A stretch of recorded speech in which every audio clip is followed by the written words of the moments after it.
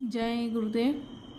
जय गुरुदेव ने कलम चलाई गतांक से आगे।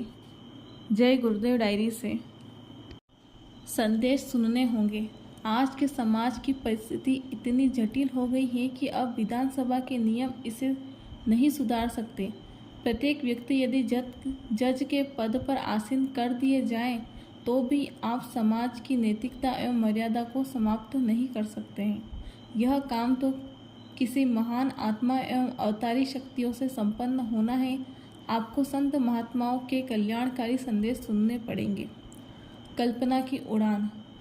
आप जो आजकल रामायण, गीता, भागवत, पुराण, कुरान, बाइबिल आदि धर्म ग्रंथों के पठन पाठन एवं देवी देवता की पूजा अर्चना करने मात्र तक ही अपने जीवन का कर्तव्य समझते हैं तो यह आपकी नासमझी है। यह तो आपके कल्पना की उड़ान मात्र है कि हम मरने के बाद स्वर्ग लोक अथवा वैकुंठ लोक चले जाएंगे।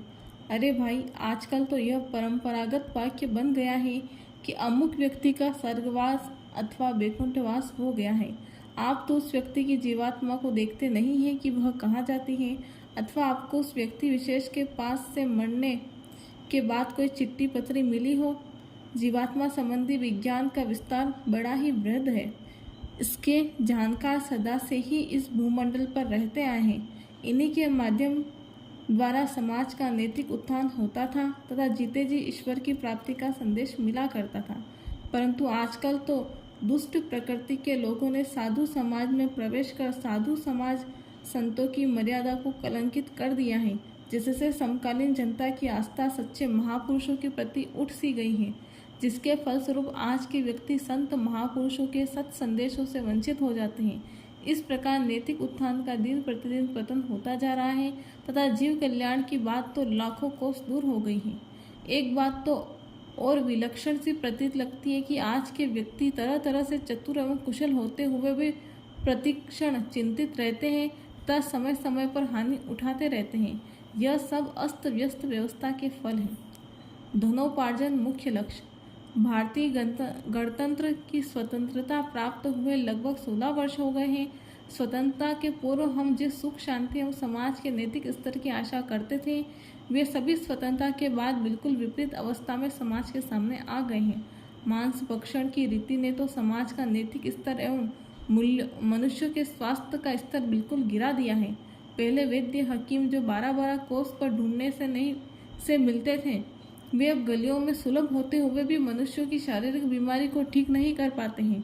यहाँ तो केवल धनोपार्जन की प्रवृत्ति ही जीवन का मुख्य लक्ष्य बन गया है, जिसके फलस्वरूप नाना प्रकार की अवस्था सामने व्यक्तिगत हो गई है। रोगों के कारण। आजकल जो नए प्रकार के रोग प्रचलित हो गए हैं, वे सब मांसाहार एवं मुर्गियों के मासिक खून के अंडे के रूप में सेवन करने के फल हैं। मनुष्य जीवन के लक्ष्य की पूर्ति के लिए आवश्यक है शारीरिक स्वस्थता एवं नैतिक उत्थान। इससे यह आवश्यक ही नहीं अनिवार्य है कि तमोगुणी वस्तुओं का जैसे मांस, मछली, शराब, अंडे आदि का सेवन जीवन पर्यंत के लिए त्यागना होगा तथा सद्गुरुओं की शरण लेनी होगी। हिदायत। जब भजन करो तो दुनिया के काम काज की ओर बिल्कुल ख्याल न करना। एक दफे भजन में सब भूल जाओ इस संसार को तो तुम्हारा काम बन जाए। बाबा जय गुरुदेव। आचरण की चमक से बढ़कर कोई दूसरी चमक नहीं। चरित्र धन से बढ़कर कोई दूसरा धन नहीं। चरित्रवान व्यक्ति के पास ओज और तेजस्विता होती है। जय गुरुदेव।